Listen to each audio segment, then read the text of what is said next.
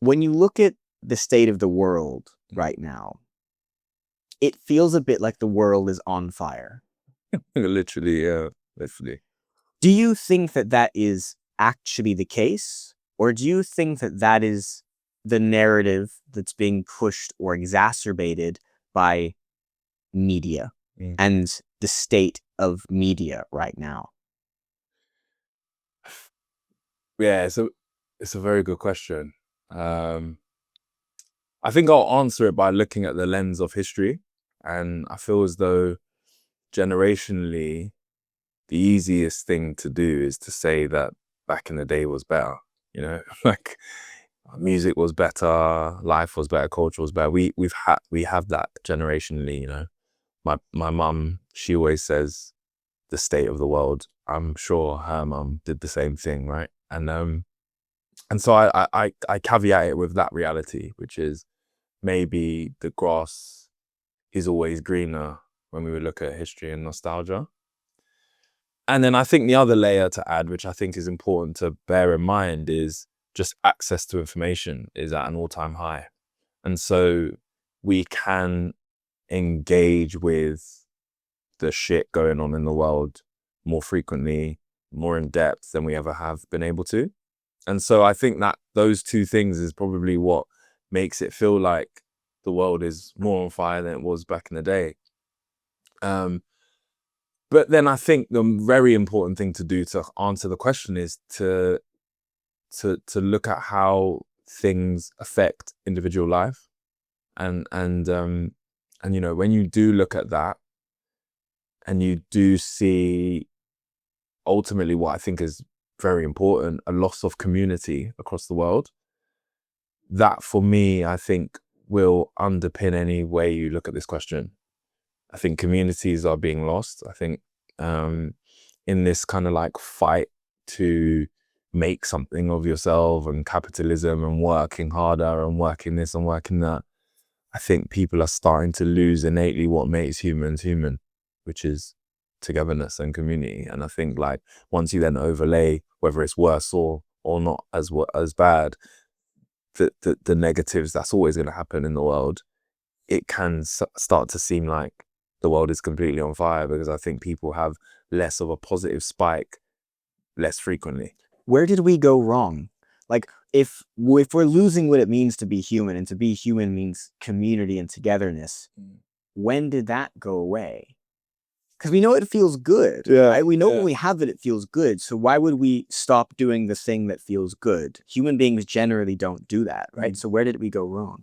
I think, yeah, two things can be true though, right? That it does feel good, but so does other things, right? So do other things. That's a good point. And like, and so naturally, I think as well as humans are, as good as humans are at like knowing what feels good, they're also innately seeking evolution and seeking differences and seeking changes and not kind of sticking with what's in front of us.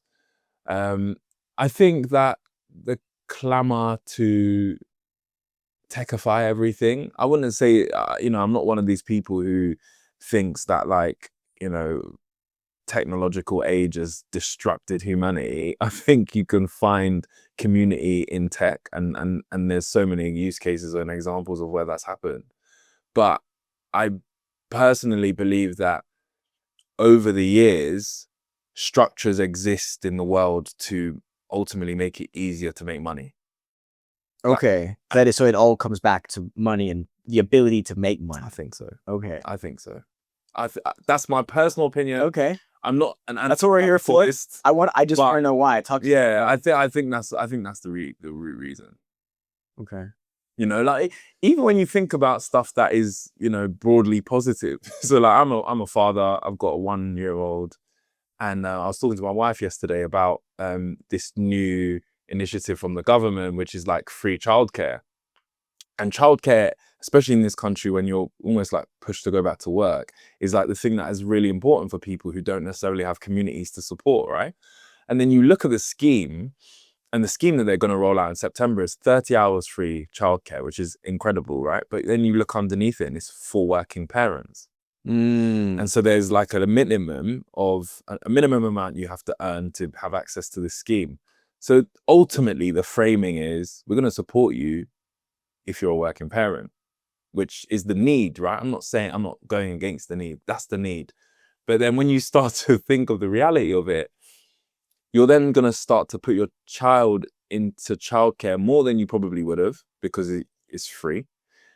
You're going to work more than you probably would have, and you're going to spend less time with your child. Mm-hmm. And so that's kind of what I'm getting at, which I believe that subtly, maybe obviously, overtly, the clamor for us to make more money is probably where we're starting to erode. What's going to happen is we're going to have an exacerbated case of mismatched incentives. So what you're describing is people will naturally be incentivized to use all 30 hours, and only if they meet the requirements, they're going to push themselves to meet them. We're already not spending enough time with our kids, right? What's the definition of spending time with someone, right? If I'm on a date with someone, we're both on our phone.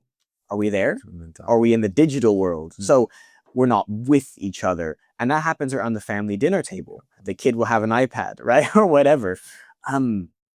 So people are moved to those incentives, and that's the breakdown of community that you're describing. We went from communities to two-parent and child, if you have them, families, and that's it. So the community shrunk, and the time we're spending with those people are now even shrinking. And this leads to what I describe as hyper-individualism, right? True. We're not just individuals. We're living in a time of us seeing ourselves as so separate.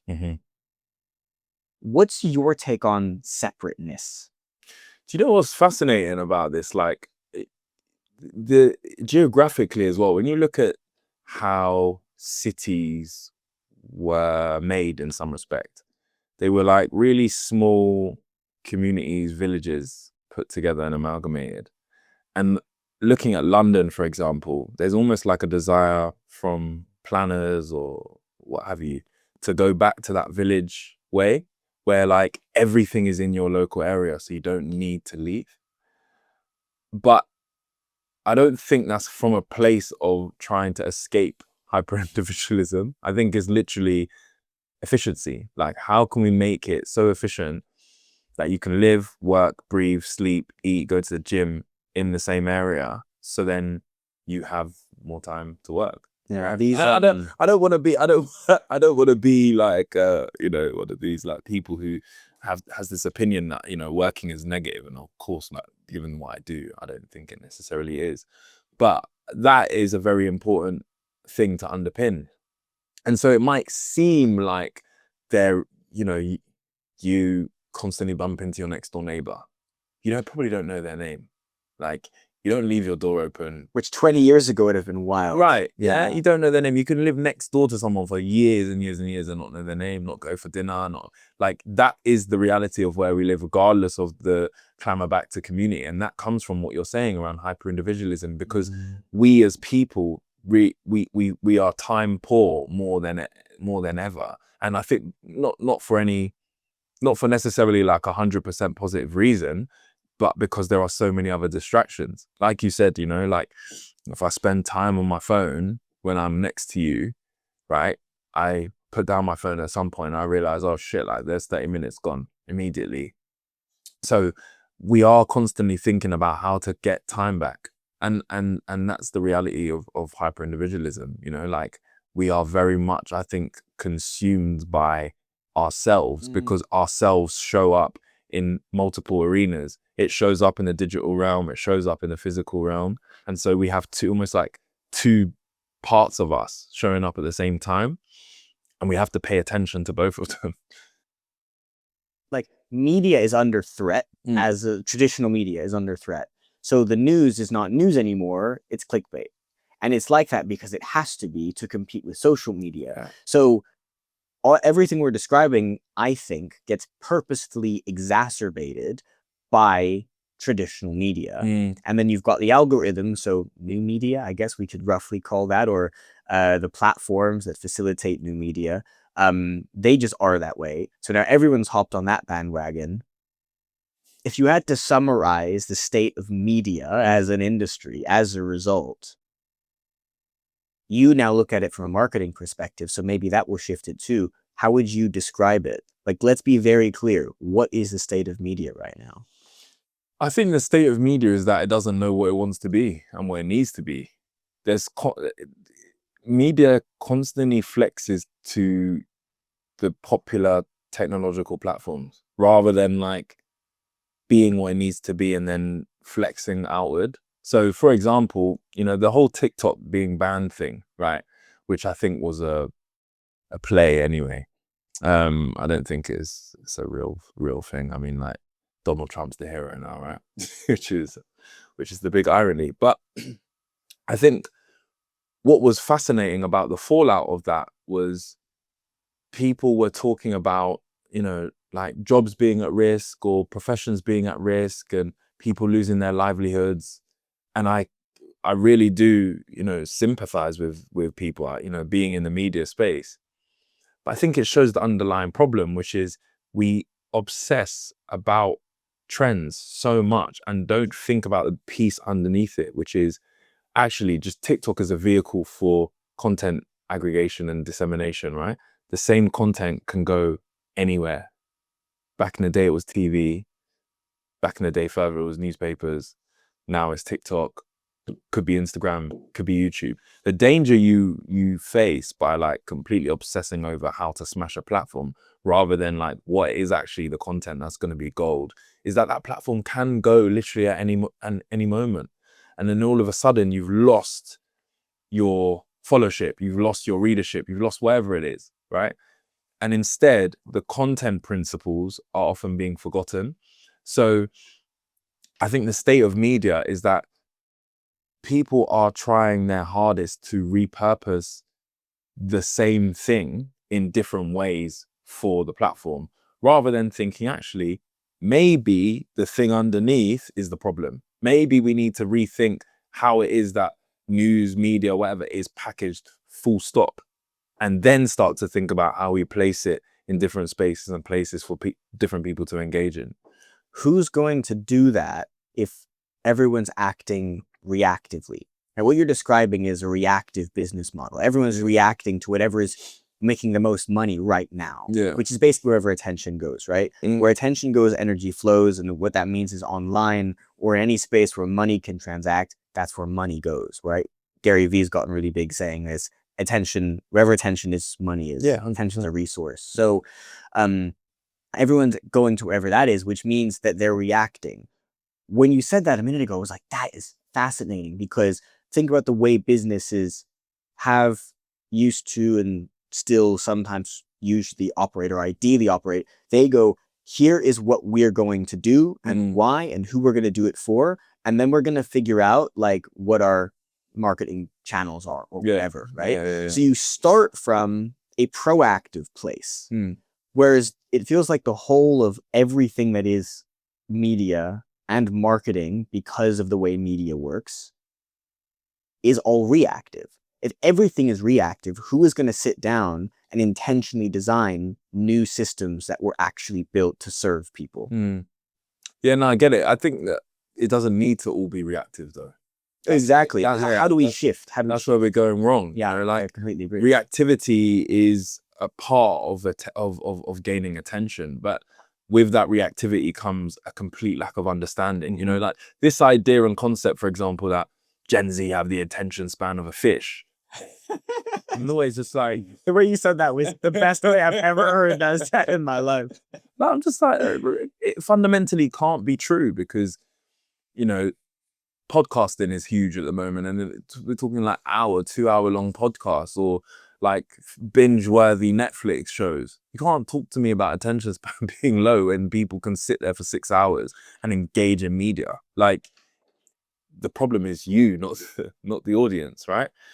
And so I think that, again, going back to understanding, that's the only way out. If you can truly understand what makes people people and serve them in the most complete way possible, that's when you can start to be proactive. That's when you don't need a trend to be able to engage with audience.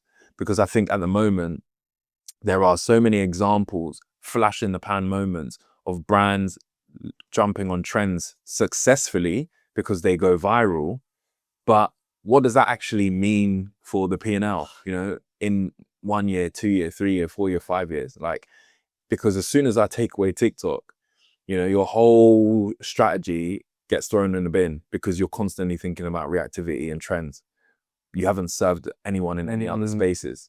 So that's what I think. It needs a real holistic step back, understand audience engagement principles, really like dissect culture in a completely intersectional way to then be able to be proactive. Otherwise, you are gonna constantly be reactive. Yeah, a return to proactivity for the people, the companies, the personal brands that are using the platforms. In the ideal world, the platforms wouldn't exist to make us reactive.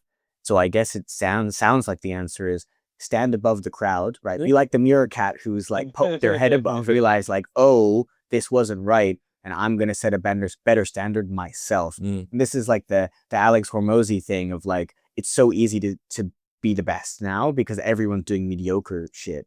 So if you can figure out how to do the virality thing while still being proactive, you've probably already set yourself ahead. 100%. 100%. Really, really good insight. You mentioned a second ago, returning to what it really means to be a person. And you started alluding to this earlier. What do you think in more depth? What does it mean to be a person, right? If we're being proactive, designing things for what is best for people, we must understand what it means to be a person so that we can do that. I just live by the principle that I just believe that most people are way more similar than different. I think like we've grown up to believe that, like, you know, you have a different ethnicity or a different race or a different gender or a different religious belief system, or you're from somewhere else, or you have a different sexual orientation, that like those things make us so different. And I just don't believe that that's true. I think broadly speaking, most people want to be loved. Most people want to be cared for and cared about. And I think most people want to be listened to, most importantly as well. And I think broadly speaking, most people want to learn, like, and learning can look very different to different people. And those principles of, I think, humanity are there in like literally 99% of the population. And the piece above it is, okay, yeah, but you know, I was born into this world, so therefore I have to do this, or therefore I have to do that, or therefore I can't do this and I can't do that. And that's what drives, I think, the people to feel like there is a complete different way of showing up as a human. But if we go back to those principles, which I fundamentally believe, there are probably a few others, but I fundamentally believe that, broadly speaking, that underpins most of us, then that's what makes us all human, you know? Shared belief in wanting to be loved and cared for and listened to. I think it's that simple. Philosophies and wisdom traditions and religions and spiritual practices all over the world have figured this out. I think the yogis really effectively boiled this down, that separation is the greatest illusion that there is, right? We are two physical bodies experiencing life from different perspectives. That doesn't separation, because we have separate physical bodies and separate experiences, exists only on the physical level. We are only physically, as far as we can perceive. Yeah. We know scientifically we've only got like 99% of light we can't see. We can only see like very limited amount.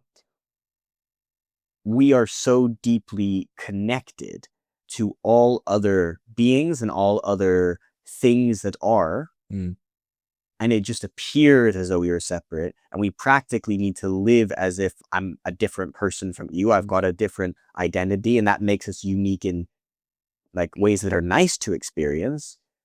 But to take that to its logical extreme is to go, I'm completely separate from everyone. And that illusion leads us to being okay with murder and war and discrimination and just all the things that people are doing